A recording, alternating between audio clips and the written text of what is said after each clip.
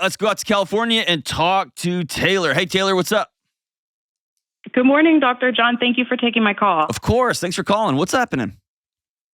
So the reason why I'm calling is because I want to be prepared for when my daughter starts asking me questions about my past and her childhood, and a little bit of How old is your daughter? She's almost 4.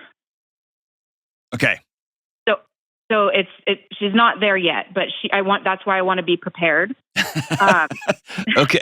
I think I know where this is going, but you can surprise me. So go ahead. Okay. So in my past, I had a severe drug addiction for almost 10 years, from the age of 16 to about 25. What'd you use? I went What was your heroin and meth. Okay. Did you have a rough childhood? And yeah, I would say so. You started with It was pretty bad. It was pretty bad, wasn't it? Well, yes, it was. It's hard for me. I don't know. I don't like holding that against my mom. I think she did the best she could. And my dad too, he was an alcoholic and ended up dying from that. So When did he pass away? In 2008, I was either 15 or 16. So Before we get going, this is important. The fact that you're calling and asking this question is it's important, and I'm really proud of you. It's awesome. And you've been sober for how long? Over 4 years now. That's incredible, especially from those two demons, because those two demons are gnarly. Meth and heroin are tough. Yeah. But the fact that you're asking this question in the way you're asking this question suggests that you are flinching with the conversation you need to have with your daughter. And that flinch comes from shame. And yes, I'm sure your mom did the best she could. But you went through hell. And you grew up in the home of someone who deeply struggled with addiction, and then your dad died. Yeah. Meth and heroin are often, not always, but often, relationship duct tape. And so I want you to drop your shoulders. And man, you've got those two drugs, especially, you got 10 years of bad memories, 10 years of things you wish you could take back that you did, right? Am I right? Yeah, totally. And then the light came on. Yep. Okay. I want you to lean more into the light than into that darkness. Okay. Okay. Your daughter's not going to experience what you did. Let me say it that way. She's got a mom who loves every ounce of her being. Fair? Yes. Okay. All right. Now continue. Go ahead. Okay. So my main concern is explaining to her my past, and also just things about her childhood too. Like, I was in rehab when she was born. And so there's pictures of me, transitioning to a transitional housing program for women. She didn't have a typical infancy life. And so, but I'm also worried that her dad and my sister will tell her really hurtful things about the darkest secrets of my past to try to hurt me and hurt her in a way, because we're not on good terms. So those are the two things that I'm really just concerned about, and just explaining this to her without causing harm or causing her to resent me. Give me an example of something that is so dark that you're terrified your daughter's going to find out. Well, it took me a while to get into rehab after finding out that I was pregnant, which is horrible. And there was some talk. I wasn't ever serious, but just talk about alternative options as opposed to going through with the pregnancy. Okay. So those are the two big things that I think that they would throw at her, maybe just in passing or just. So I missed the first one. Is you used at the beginning of your pregnancy? Yeah. Okay. And does your daughter have any cognitive delays or any? No, she does not. Okay. Physical delays. She's good to go. Rocking and rolling. Yeah. Yep. Beautiful, rambunctious knucklehead of a kid. Yes, yes. It's awesome. Okay. So just for the nuts and bolts, until she's 12 or 13, any questions or conversations that come up, you were sick and the medicine you were using was dangerous and not good. Why, Mom? I was really sick. And some of the sick hurt my heart and some of the sick hurt my head. And it really clouded my decisions. I made some not good choices. That's it. Okay. That's it. If your sister or the father of this child decides to throw a nuclear weapon into the heart of the little girl and tell her that your mom was considering terminating the pregnancy, they can do that. And if your daughter ever comes to you and says, Dad said this, that you were thinking about having an abortion when you were pregnant with me, you can say, I was very sick. I was really scared. And then I thought of you. And I thought of this moment right here. And then you pull your kid close and you hug them for an obnoxious amount of time. 10 seconds, 20 seconds, 30 seconds without letting go.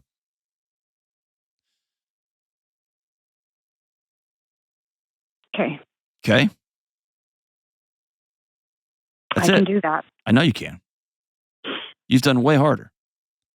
The hardest thing in this transaction is not talking to your daughter and answering hard questions. You've been doing that for a long time. The hardest thing I'm hearing right here is that Taylor's got to forgive Taylor. I do. And you haven't yet. And let me tell you something really hard. I don't want to pile on you, okay? But I'm going to tell you the truth. If you don't forgive Taylor in every interaction you have with your beautiful little baby girl is one of a flinch, is one of a spirit of apology. That little girl will sense that and feel that and make that interaction her fault. And she'll spend her whole life trying to solve it. Okay. Be fully reckless in your love for this little girl. She won the lottery when she got you as her mom. Oh, thank you. Do you have some stuff you shouldn't have done? Yes, we all do. We all do. Okay? Okay. Now, this is important. Do not use your daughter as a way to make yourself feel better. What I mean by that is, or to get things off your chest. Cool? Yes. Do you mean like just venting to her? Is that what you mean? I mean things like you feel like as she gets older and your relationship gets tighter and tighter, that there's going to be this gap between you because you've got secrets that she doesn't know about. She's not your romantic partner. She's not your best friend. She's not your pastor. Okay. There's going to be parts of your life that she will hopefully never know about. Yeah. And there may be a time when she does something dumb when she's 12 or 13, which all 12 and 13-year-olds do. And she'll say something 12 and 13-year-oldish, like, you don't know, you don't understand. And then you can be like, hold my beer, like for real. Except you're not drinking, so hold my Diet Coke, and I got some stories to tell you. And my friend Rachel Cruz says, share, don't scare, right? So if there's moments that they're going to ask or that you can contribute, great. But don't use your kid as a trash can for the stuff that you've done in an effort to try to, quote unquote, make the relationship transparent. Okay. Keep this in your soul. Answer questions that you are asked. Or if you notice her pulling back or starting to change directions or starting to give her opportunities to ask questions. Here's the best way to do that. She's 4 years old now? Yes. What's your custody arrangement? I have full physical and legal custody. He is not willing or able to get sober. Okay. So yeah. The conversation should always be daddy's sick. Yes. He's very, very sick.